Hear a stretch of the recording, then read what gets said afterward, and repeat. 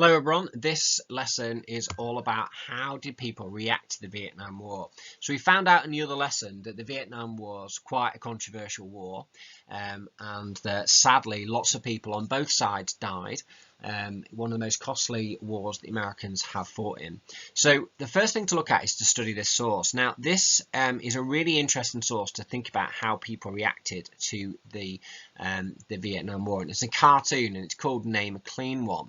And by a cartoonist called Fischetti. And what it shows us is we've got four protesters here. So we've got people with the peace sign, for example. We've got someone saying negotiate, even if the Reds don't want to. It's a reference to communism. Get out of America. It's a dirty war in Vietnam. And this person's saying, well, name a clean one. All wars are dirty. And this person represents people that actually supported the war, actually thought that the war was the right thing to do. And that tended to be the older generation, whereas the younger generations were much more against the Vietnam War. So there's a real divide here between different types of people that thought the war was good and those that thought the war was bad. So we're going to look at that in the lesson today.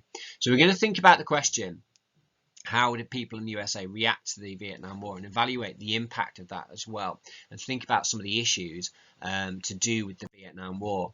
So the American people were pretty angry about the Vietnam War. The USA had a form of conscription at the time, which was known as the draft, where people between the ages of 18 and 25 had to be drafted for military service. And they would appear before a draft board to decide, well, who should join the army. Now, the system was quite unfair for many people, and the system tended to disproportionately draft people into the army who were either from poor backgrounds. Black people were more likely to be drafted, so it was seen as an unfair system that was rigged against the poorer in society. It was a system that was quite racist as well. So during this time, it became increasingly common for people to refuse to be drafted into the American army, and these people were called draft dodgers, and it became quite an important symbol of protest to burn your sign-up papers where you were being drafted into the army.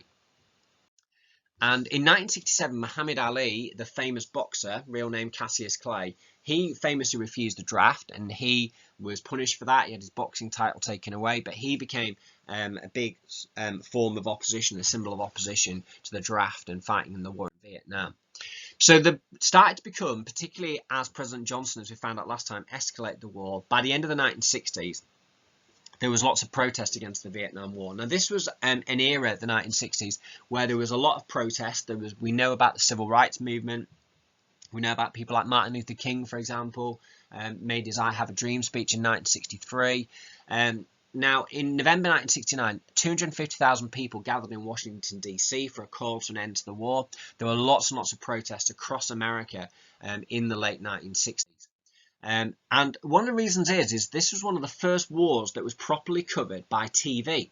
So whereas in wars before, people had read about them in newspapers, now people could get footage from the war beamed into their homes. They could see exactly what was happening.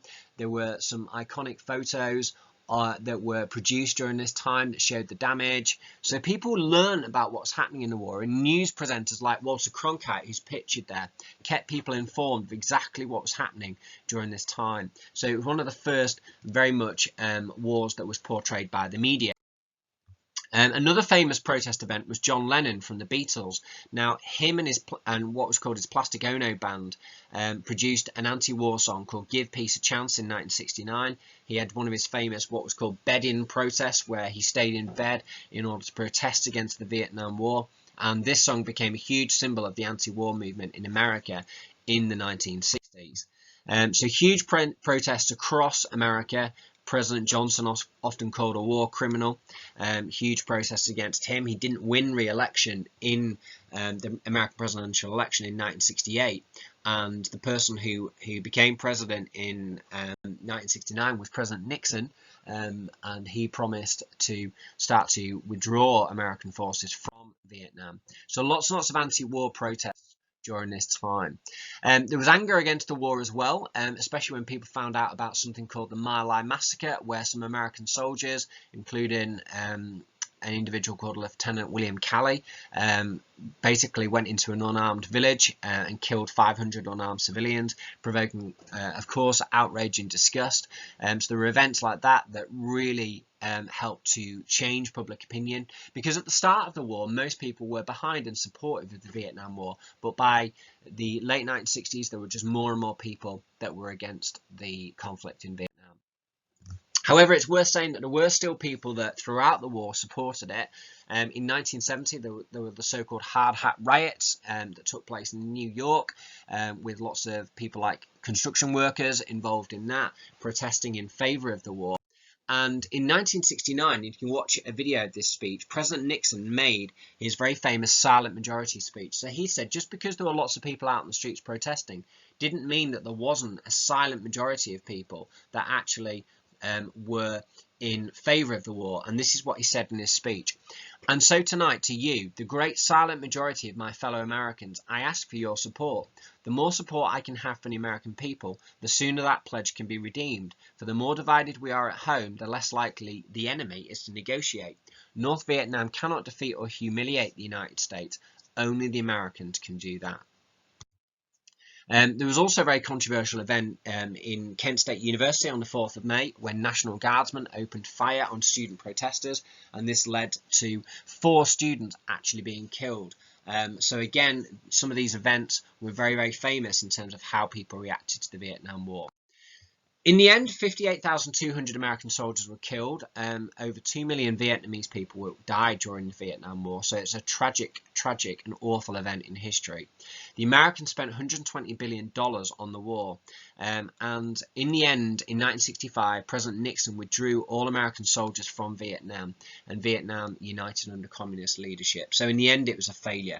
So to show your learning on this, I want you to take a knowledge quiz about the Vietnam War and to answer those questions via forms. Thanks very much for listening. Bye bye.